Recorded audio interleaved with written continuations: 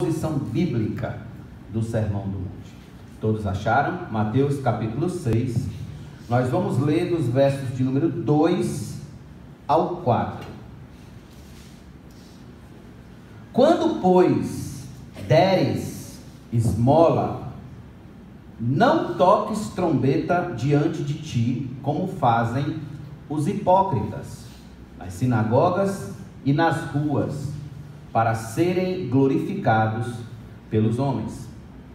Em verdade vos digo que eles já receberam a recompensa, o galardão.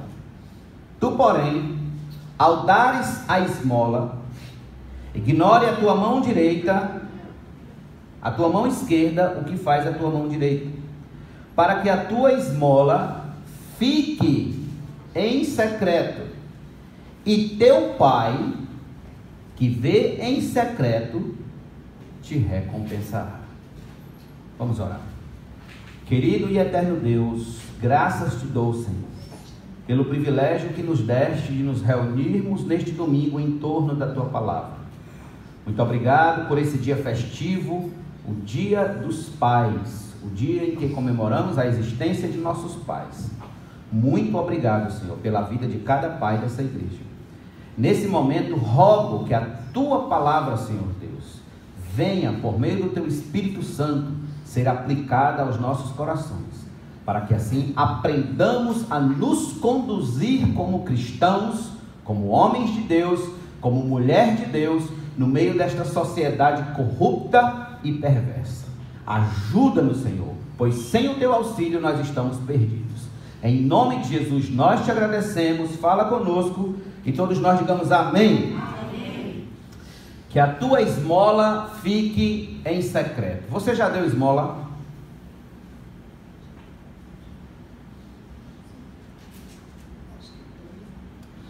O Sermão do Monte é o desafio que o cristão tem de negar-se a si mesmo, negar o seu eu, negar as suas concupiscências, negar as suas paixões carnais, a sua natureza humana caída, todos os santos dias.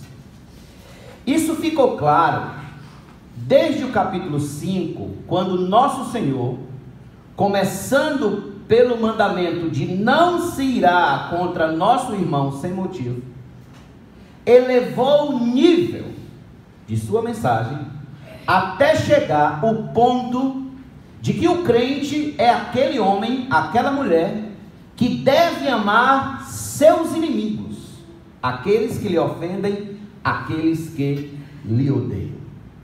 Nunca alguém pregou tão fortemente contra o eu caído do ser humano como Cristo o fez. E quando nós chegamos no capítulo 6, o reforço a essa mensagem se dá por meio do fato de que não devemos agir piedosamente, ser religiosos, ser praticantes da religião, do cristianismo, somente com o fim de ser visto pelos homens, glorificado, louvado pelos homens.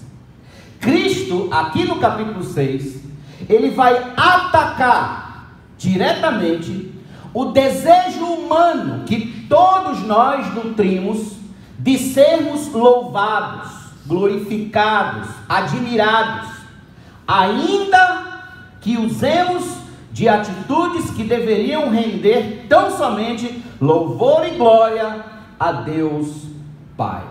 Como já vimos no versículo 1, domingo passado, o versículo 1 é a introdução da primeira parte geral do capítulo 6, que vai do verso 1 ao verso de número 18, onde Cristo trata da vida piedosa, da justiça que o crente deve praticar em suas ações públicas. A porção que lemos agora é a porção que faz parte de 3 ilustrações que Cristo usa para expressar o porquê não devemos buscar o louvor dos homens, a glória dos homens, a admiração dos homens. Observe, hoje veremos a primeira ilustração que ele nos traz. Por que veremos essa primeira ilustração? Veremos essa primeira ilustração para que não caiamos no mesmo erro que os fariseus caíram, e assim a nossa justiça exceda em muito a dos escribas e fariseus. Muito bem. Nosso Senhor, portanto, ele passa a tratar do ato de dar esmolas, de doar esmolas. Veja, existem algumas particularidades quanto ao assunto da esmola que deve ser tratado ainda à guisa de introdução. Em primeiro lugar, a definição. O que é esmola? O que é esmola? Para alguns, esmola é o resto que você tem, que você não vai mais usar, não vai mais precisar para nada, e aí você dá para quem precisa. Para alguns, esmola é isso, é só o resto. Já viu aquela expressão? Não deu de coração, deu como se fosse uma esmola? Pois bem, porque nós entendemos que esmola é apenas o resto que as pessoas nos dão. Todavia, o que é esmola? Esmola é um ato de generosidade voluntário, cujo propósito é aliviar a dor do próximo com bens ou serviços que ele necessita. Isso é a esmola. Não é o resto, não é aquilo que lhe sobra, pelo contrário, é um ato voluntário de generosidade, de coração, que você faz a fim de que o próximo fique bem. Daí nós falarmos que esse termo, esmola, tem sofrido muito desgastes, devido ao quê? O nosso coração corrupto e perverso. Vez por outras, atacamos alguém, chamando aquela pessoa de esmoléu. Já chamou alguém de esmoléu? É um esmoléu. Como se necessitar de uma esmola gerasse uma indignidade na essência do caráter da pessoa. Isso não tem nada a ver. Esmola não é resto. No entanto, meus irmãos, na visão bíblica, a esmola, ela não passa de um socorro que você presta ao próximo, cumprindo assim qual mandamento? Amar o próximo como a si mesmo. Estamos entendendo o que é esmola? A partir de hoje ninguém vai mais ver esmola como restos. Tudo certo? Muito bem. Segundo lugar, ainda à guisa de introdução, a esmola, ela é praticada como ato de caridade por várias religiões e seitas do mundo. Os muçulmanos praticam o ato de dar esmola, os espíritas praticam o ato de dar esmola, os católicos romanos praticam o ato de dar esmola, o budismo pratica o ato de dar esmolas. Inúmeras, portanto, são as seitas que praticam o ato de dar esmolas a fim de conseguir alguma coisa com isso: salvação, remissão de pecado, se transformar em espírito de luz, e por aí vai. O que eu quero chamar a atenção de vocês aqui é: não é o mero ato de dar esmolas que me faz melhor do que ninguém. Por quê? Porque os fariseus também davam esmolas, os muçulmanos também dão esmola, os católicos também dão esmola. Então não é o ato de eu dar esmolas a ajudar os necessitados que isso me faz melhor do que ninguém. Nós vamos ver por meio da mensagem que isso, possivelmente, nós corremos o risco de nos tornar mais fariseus do que mesmo parecidos com Cristo no ato de dar esmolas. Muito bem.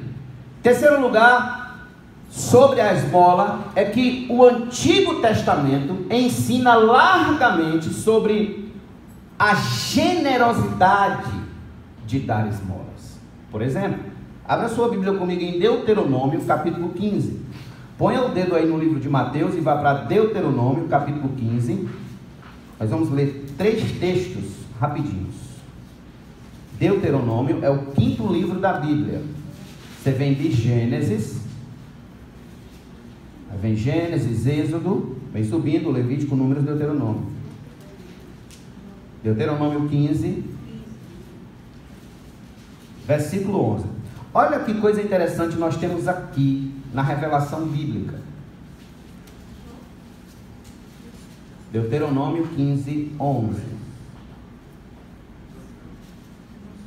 Inclusive, isso vai diretamente contra a teoria comunista. Pois nunca deixará de haver pobres na terra. Por isso eu te ordeno, livremente abrirás a mão para o teu irmão, para o necessitado, para o pobre na tua terra. Nunca deixará de haver pobre. Aliás, aonde se estabelece o comunismo, aí é que fica todo mundo pobre. Abra sua Bíblia agora no Salmo de número 41. Salmo de número 41.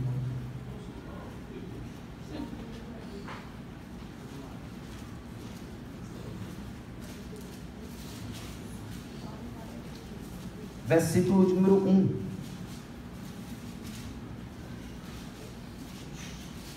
Bem-aventurado o que acode ao necessitado, o Senhor o livra no dia do mal.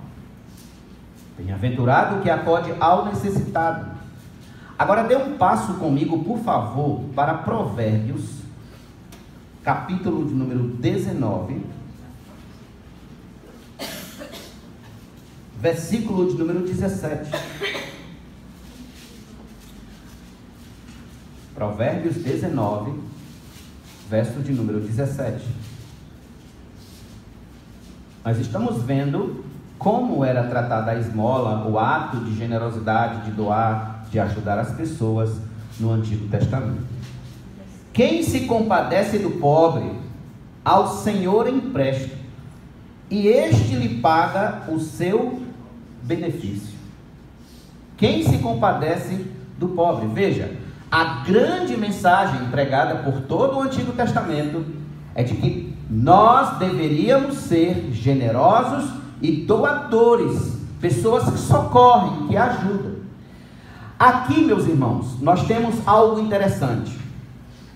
A grande mensagem pregada pelos teólogos liberais ou pelos cristãos marxistas dos dias atuais de que o Deus do Antigo Testamento é um Deus carrasco, sem amor, como assim prega hoje um pastor muito famoso do Ceará, que é de São Paulo, que mora em São Paulo, o pastor Ricardo Gondim, que Deus, o Deus do Antigo Testamento é um Deus carrasco. Muito bem, essa mensagem ela é quebrada, ela quebra na emenda, quando lemos textos que mostram o quanto Deus se importa, se preocupa com os pobres, o quanto Deus se importa com as pessoas mais necessitadas.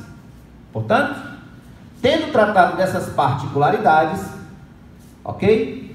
Do ato de dar esmolas, nós vamos considerar a partir de agora o que nosso Senhor nos traz sobre como doar esmolas de uma forma que Deus seja glorificado, que Deus seja louvado.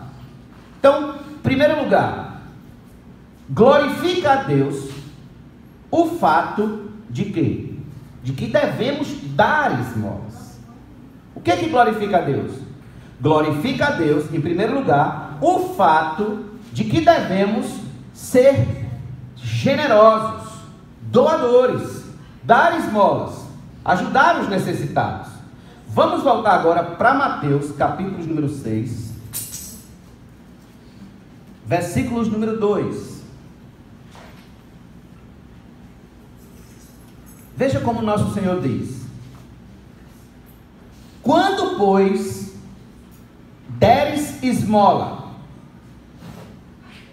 não toques trombeta diante de ti, como fazem os hipócritas nas sinagogas e nas ruas, para serem glorificados pelos homens. Em verdade vos digo que eles já receberam a recompensa. Olha como Jesus começa o versículo: quando, pois, deres esmola. Atente para isso aqui. Cristo tem por certo que seus discípulos continuarão com essa santa prática, essa piedosa prática de dar esmolas, de ajudar aos mais necessitados com seus bens ou serviços, até que assim o Senhor o venha. Nosso Senhor aqui, ele tem o cuidado de dizer quando, pois, der esmolas. Jesus não disse se, pois, der esmola. Jesus não usou um se, Jesus usou um quando. O que significa isso? O quando é a certeza de que os cristãos continuarão com aquela boa prática, com aquela santa prática. Por que Jesus ele não usou um se? Por que Jesus não disse se deres esmola? Porque sendo conhecedor da nossa natureza humana, caída, egoísta, egocêntrica, materialista, ele sabia que se deixasse por nossa boa vontade ajudar o próximo, socorrer aos necessitados, jamais chegaríamos a ajudar os mais pobres com a genuína motivação bíblica. Por quê? Por causa da nossa natureza humana caída, egoísta, egocêntrica e materialista. Quer um quadro da natureza humana? Quer ver como é a natureza humana? Abra sua Bíblia comigo em Romanos capítulo 1, por favor. Olha o que Paulo diz sobre o que é a natureza humana. Veja, Romanos capítulo 1, dos versos 28 ao 31. Romanos 1, 28 ao 31. E por haverem desprezado o conhecimento de Deus, o próprio Deus os entregou a uma disposição mental reprovável para praticarem coisas inconvenientes. Olha a natureza humana, cheia de toda injustiça, malícia, avareza e maldade, possuídos de inveja, homicídio, contenda, dolo e malignidade, sendo difamadores, caluniadores, aborrecidos de Deus, insolentes, soberbos, presunçosos, inventores de males, desobedientes aos pais, insensatos, pérfidos, sem afeição natural e sem misericórdia. Aqui está o verdadeiro quadro da nossa natureza humana. E quando Paulo escreve a Timóteo, capítulo 3, Paulo vai dizer o seguinte, que nos últimos tempos, nos últimos dias, aconteceria o seguinte. Abra sua Bíblia em 2 Timóteo capítulo 3. Se quiser acompanhar, por favor, venha comigo para 2 Timóteo capítulo 3, versos 1 e 2. 2 Timóteo 3, versos 1 e 2.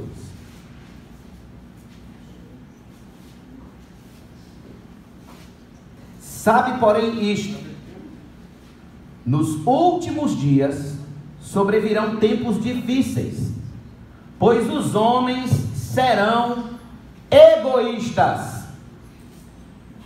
Pois os homens, olha isso que Paulo diz: egoístas, avarentos, jactanciosos, arrogantes, e por aí ele vai. Nos últimos tempos. Quais são os últimos tempos? Os últimos tempos é entre a primeira vinda de Cristo e a segunda vinda de Cristo. Nós estamos nos últimos tempos. E aí eu pergunto a vocês, olhando assim o quadro geral da natureza humana caída, me respondam, melhor, respondam para vocês: por que há tanta gente passando fome no mundo? Por que há filhos que abandonam seus pais nos asilos? Por que a África, ainda hoje, em pleno século 21, sofre com a fome e com doenças incuráveis? Porque se gasta mais para ir pesquisar em outros planetas, em busca de vida, de água, de qualquer outra coisa, e pouco se gasta com as misérias reais espalhadas pelo globo terrestre. Por quê? Porque a seca mata há muitos e muitos anos no Nordeste brasileiro. Por quê? Resposta: natureza humana caída em pecado, sem afeição à dor alheia, sem misericórdia, como Paulo disse aqui, egoísta, egocêntrica, materialista. Vivemos a sociedade sanguessuga, só é me dá, me dá, me dá, quero, quero, quero e quero. Nós somos a sociedade que só sabe orar dizendo: Pai Nosso.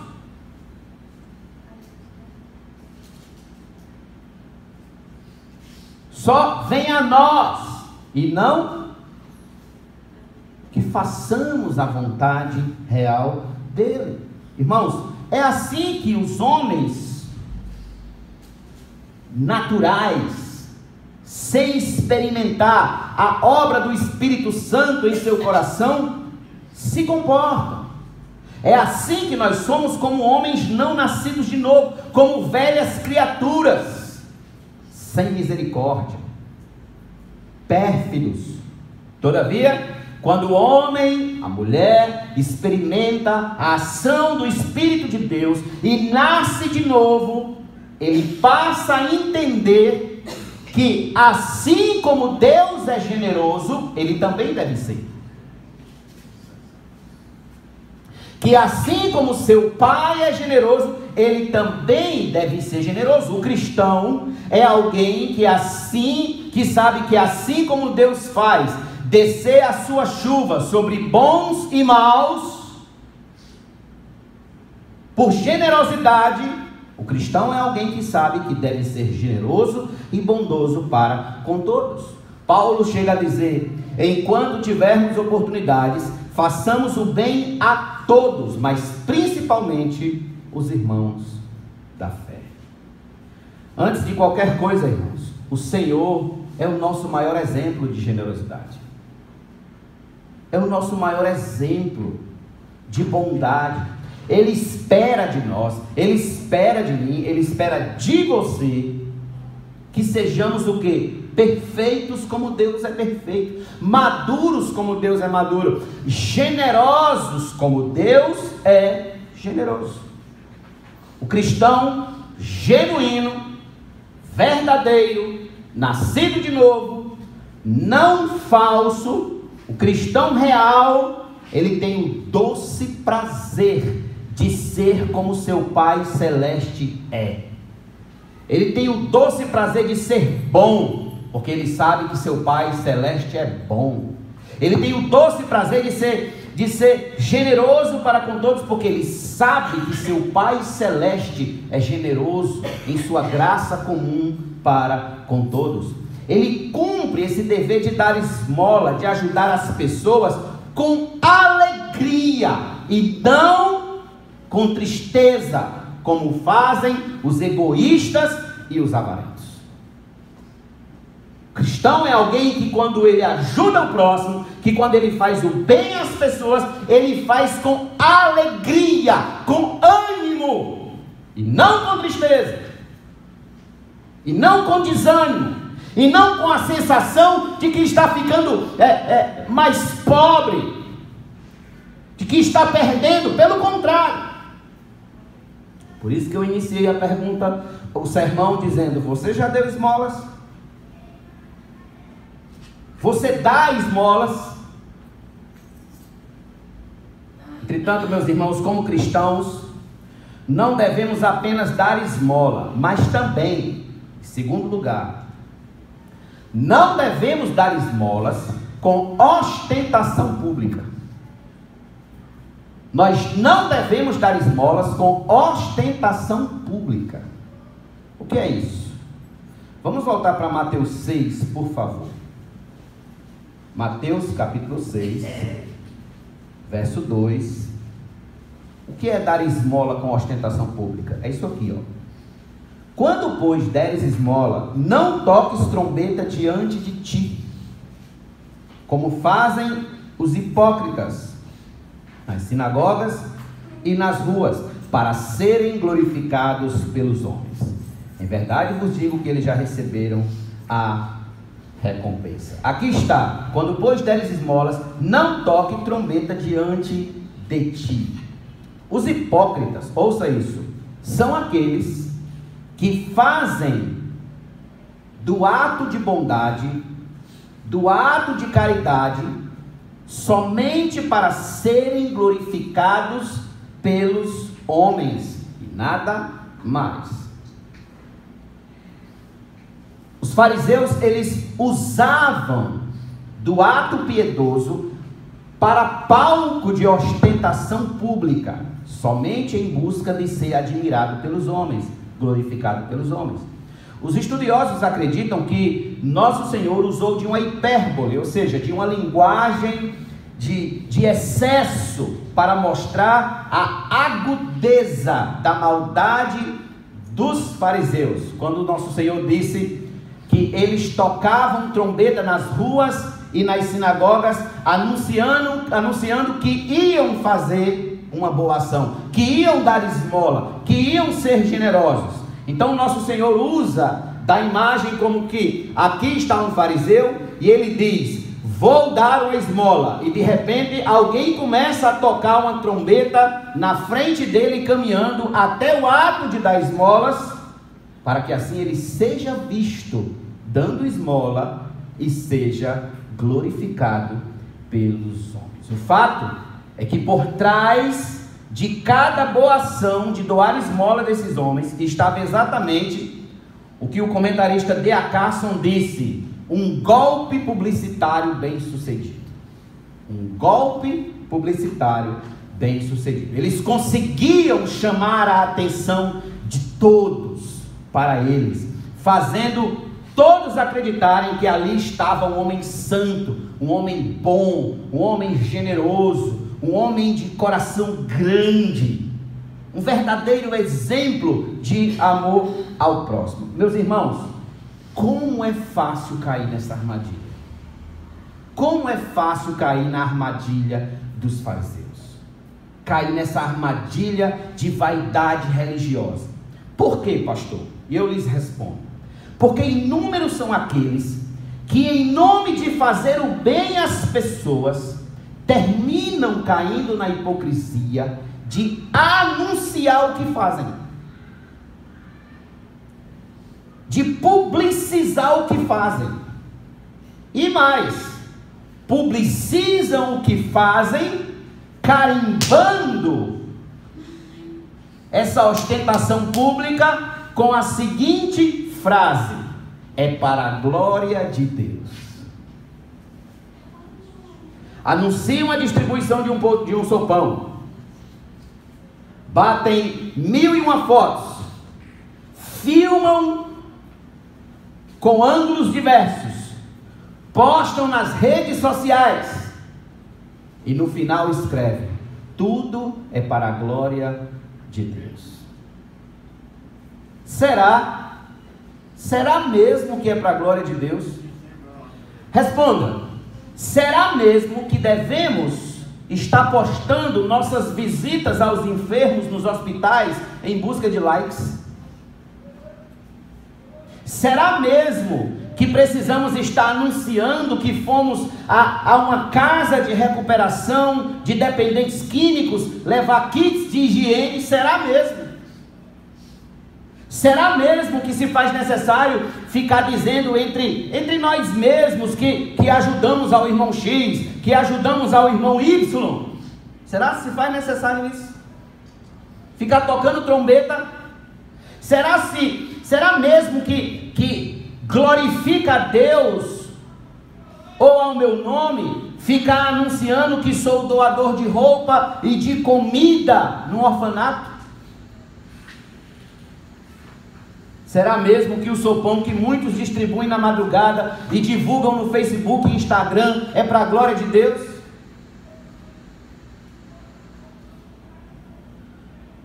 Porque se for para a glória de Deus, Deus está sabendo. Agora, se for para a minha própria glória, eu vou mostrar. Eu vou tocar trombeta. Eu vou anunciar que eu fiz. Por que, meus irmãos, nós não devemos agir assim? Por causa disso aqui. Volte a Mateus 6, versículo 2, parte B do versículo.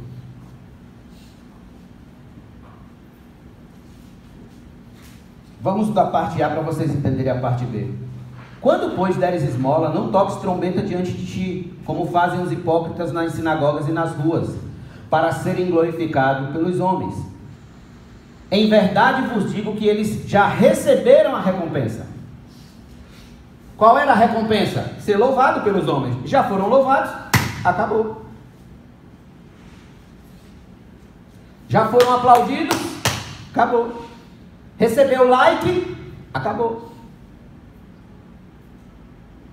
Essa é uma noção muito pobre de recompensa dos atos de justiça. Tudo que esses homens querem é o quê? Ser visto pelos homens, admirados e glorificados. Pois bem, aí está a única recompensa deles. Já foram vistos. Os homens já viram, já aplaudiram, não tem mais nada o que receber.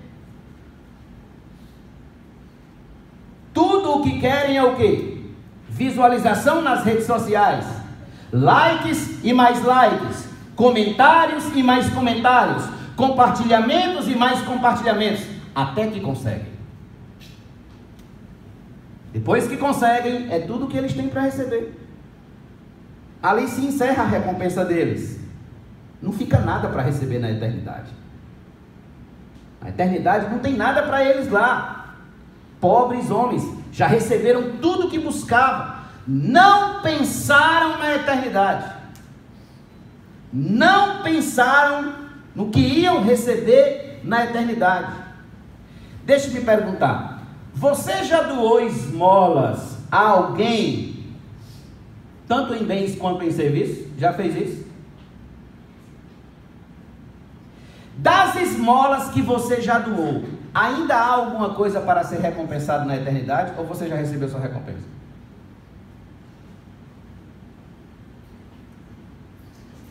Pense um pouco. Preste atenção. Aqui está, meus irmãos, um grande diferencial entre o cristão verdadeiro e o cristão falso. É que o cristão verdadeiro, ele tem seus olhos voltados para a eternidade. Tudo ele espera receber de lá, tudo ele espera ter na eternidade. Enquanto o falso cristão, ele se contenta com qualquer glória que ele receba dos homens, com qualquer aplauso, com qualquer like, com qualquer view ou comentário, seja lá o que for. Ele é pobre, porque ele não percebe o que está à frente na eternidade. Essa verdade ela vai ficar mais clara quando nós abordamos o nosso próximo e último ponto. Terceiro e último lugar, devemos dar esmola em secreto, inclusive de nós mesmos. Eu vou repetir isso aqui. Devemos dar esmolas, ser doadores, abençoadores, em secreto, em segredo, inclusive de nós mesmos. Foi Jesus que ensinou isso. Volte a Mateus 6 comigo, por favor.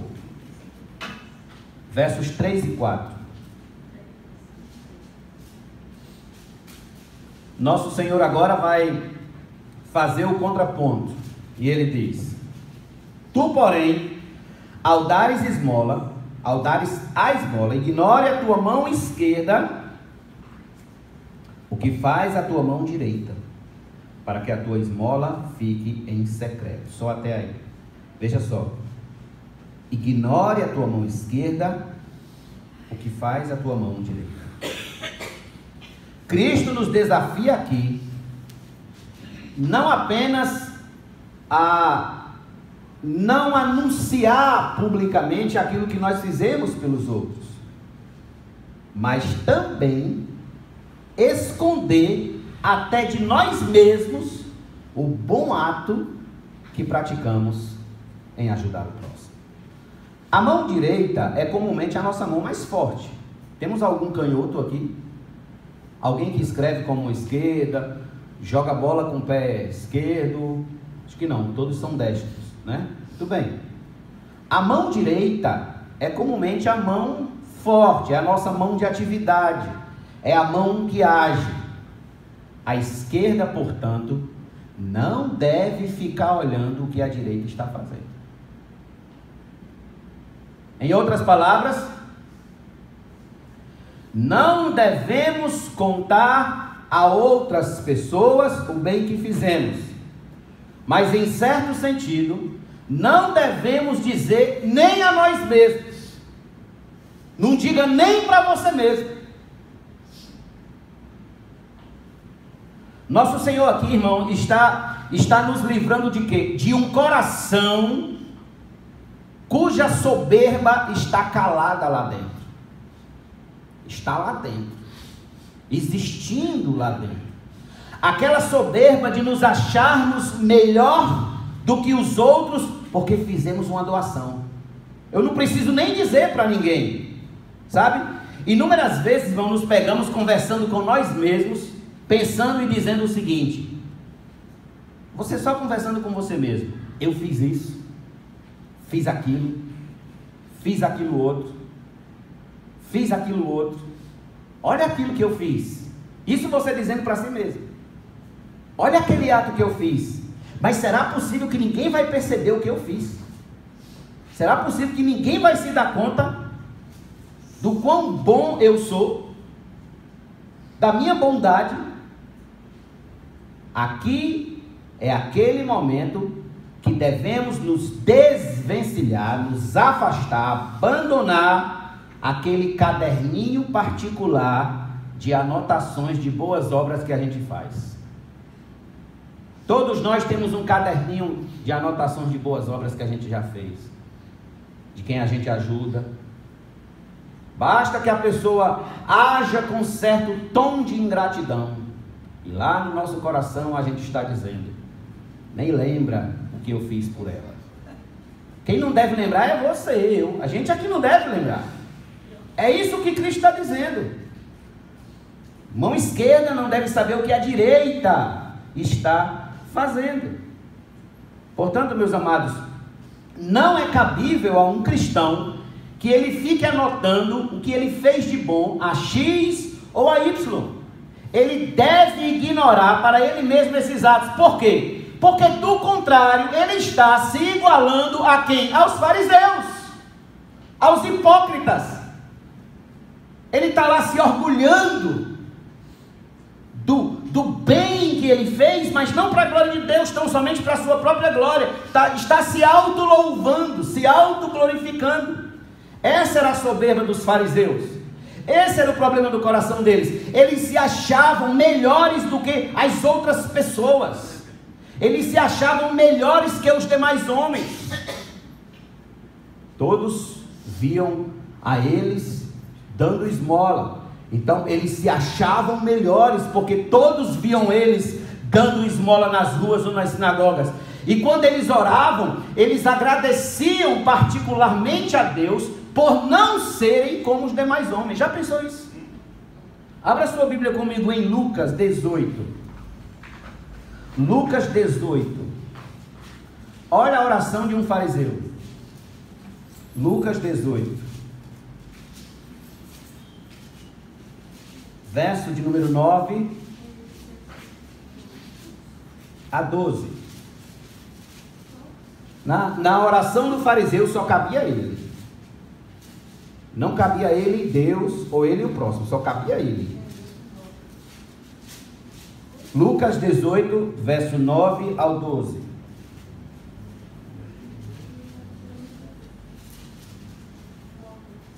Propôs também esta parábola a alguns que confiavam em si mesmos, por se considerarem justos, e desprezavam os outros. 2 homens subiram ao templo com o propósito de orar, um fariseu e o outro publicano. O fariseu, posto em pé, orava de si, para si mesmo, desta forma: ó Deus, graças te dou, porque não sou como os demais homens, roubadores, injustos e adúlteros, nem ainda como este publicano. Jejuo 2 vezes por semana e dou o dízimo de tudo quanto ganho. Olha a atitude do fariseu. Ele orava e falava consigo mesmo: graças te dou, ó Deus. Era isso que ele falava, de si para si mesmo, porque não sou como os demais homens. Ele falava isso em seu próprio coração, porque não sou como os demais homens. Essa é a espécie de orgulho que nós devemos ter cuidado, de manter aqueles registros de nossas boas obras, de nossos bons atos de esmola, para se achar melhor que os outros homens. Eu sou melhor que fulano, eu ajudo os pobres, eu sou melhor que Beltrano, eu faço doações. E a gente cai no mesmo pecado do farisaísmo. O farisaísmo é detectado automaticamente em nossos corações. Aqui, meus amados irmãos, está a grande batalha que devemos travar contra nosso velho eu, ego. Devemos lutar contra toda e qualquer forma de autoglorificação, quer seja vindo das pessoas que nos cercam, quer seja vinda de nós mesmos, das nossas próprias anotações. Só assim a nossa esmola ficará em secreto. Quando é que a nossa esmola ficará em secreto? Quando nem eu mesmo souber. Quando somente Deus o souber. Quando somente Ele registrar isso que eu fiz. E Deus será glorificado justamente aonde? Em nossa esmola em secreto. E Deus sendo glorificado em nossa esmola em secreto, o que é que vai se cumprir? Se cumprir a promessa que Ele fez. Qual foi a promessa que Deus fez àqueles que dão esmolas em secreto? Aqueles a quem mantém a disciplina e a vigilância para que a sua mão esquerda não veja o que a direita está fazendo. Qual é a recompensa que Deus tem para essas pessoas? Vamos voltar para, por favor, Mateus 6. Qual é a promessa que Deus tem? Olha a promessa. A parte B do versículo 4. E teu Pai, que vê em secreto, te recompensará. Essa é a promessa. E teu Pai, que vê em secreto, te recompensará. Se tão somente lermos mais no final do versículo 4, logo estaremos desapegados da ideia de ser louvados pelos homens e bem mais apegados ao fato de que a melhor recompensa é a que vem de Deus, aqui e na eternidade. Amados, Deus está vendo tudo o que fazemos em secreto, inclusive as coisas boas, inclusive os atos de bondade. Ele recompensará conforme a sua terna misericórdia, e todos os nossos atos serão valorizados quando bons e repugnados quando maus. Por isso que o Dr. Martin Lloyd Jones disse: de tudo quanto tivermos feito, coisa alguma será esquecida, e nossas menores ações serão lembradas por nosso Pai. As suas menores ações, Deus há de relembrar. Devemos confiar e esperar a recompensa de quem? Dos homens? Não, do Senhor. É de lá, da eternidade. A recompensa dos homens é como fumaça, se dissipa logo, se acaba logo, no momento ela vai se embora. A recompensa do Senhor, ela é eterna, ela é para sempre. Não há quem possa destruir de forma alguma aquilo que o Senhor nos recompensa. De que forma pode vir essa recompensa de Deus? E eu posso dizer que pode vir de duas formas. Uma já agora e a outra na eternidade. Qual é a de agora? No agora, nós somos recompensados em quê? Em ver aqueles a quem ajudamos estando bens, felizes, aliviados, em paz. Saber que nós fomos canais de Deus, bênçãos de Deus para aquelas pessoas. O amor de Deus alcançou aquelas pessoas por meio das nossas vidas. Ou seja, aqui é aquele momento onde o amor vence. O amor, não o sentimento obrigatório de dar esmola por dar esmola. Não. De dar o resto que nos sobra. Não. Mas o sentimento de amar o próximo de verdade. Esse é o aspecto presente. Essa é a recompensa presente. De ver as pessoas bem, de ver aquela família que estava passando necessidade, e você foi lá e levou uma cesta básica para aquela família, e agora ela, por aquele mês, ela está bem, porque Deus lhe usou como um canal de bênção para aquela pessoa. Eu sei que esse termo está muito desgastado, canal de bênção, mas é a realidade, é um canal por onde flui o amor de Deus. Mas há um aspecto eterno. O primeiro aspecto é presente, mas há um aspecto futuro dessa recompensa. E isso vai ficar muito claro quando o nosso Senhor diz o seguinte. Abra sua Bíblia comigo em Mateus 25, por favor. Mateus 25.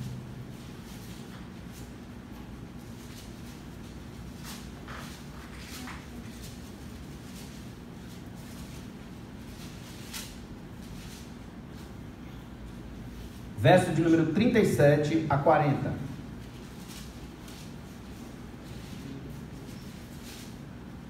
Então perguntarão os justos: Senhor, quando foi que te vimos com fome e te demos de comer? Ou com sede e te demos de beber? E quando te vimos forasteiro e te hospedamos? Ou nu e te vestimos? E quando te vimos enfermo ou preso e te fomos visitar? O rei, respondendo, lhes dirá: em verdade vos afirmo, que sempre que o fizeste a um destes meus pequeninos irmãos, a mim o fizestes. A mim o fizestes. Aqui, se você observar o contexto, trata-se do grande julgamento, onde Deus chamará os justos e os injustos à sua presença. E essa será a recompensa dos justos. Na eternidade, veremos, meus irmãos, o quanto valeu a pena lutar contra o próprio eu para não ser glorificado pelos homens. Quanto valeu a pena? O quanto valeu a pena manter a discrição dos atos de dar esmola aos mais pobres? Deus está vendo tudo.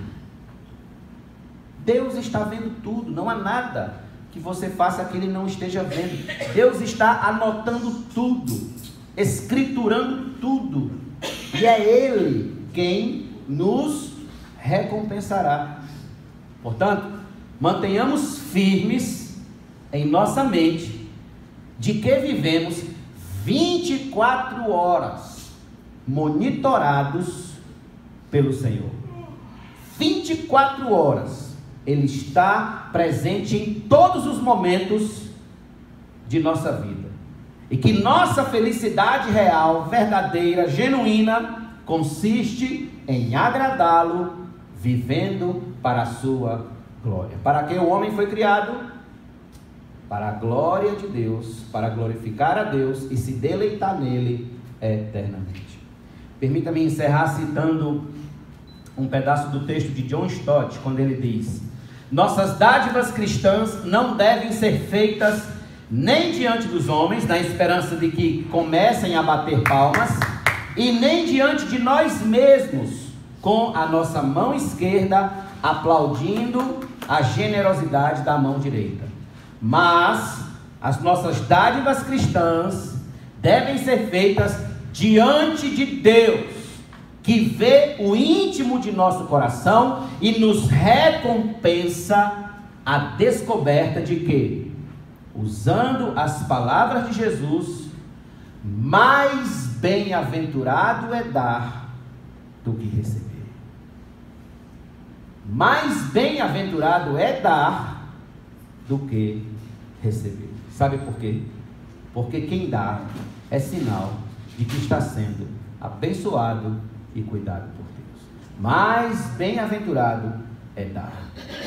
Eu quero encerrar essa mensagem apenas com essa imagem, e que os irmãos reflitam sobre ela por alguns segundos. Olhem bem para essa imagem e digam para vocês mesmos o que ela significa. Vou até sair do meio.